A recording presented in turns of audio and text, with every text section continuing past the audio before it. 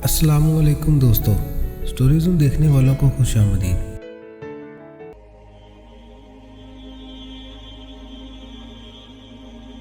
रसूलुल्लाह सल्लल्लाहु अलैहि वसल्लम ने फरमाया, रोज़ा दोज़ख से बचने के लिए एक ढाल है। इसलिए रोज़ादार न फाहश बातें करे और ना जहालत की बातें। और अगर कोई शख्स उससे लड़े या उसे गाली दे तो उसका जवाब सिर्फ ये होना चाहिए कि मैं रोज़ादार हूँ।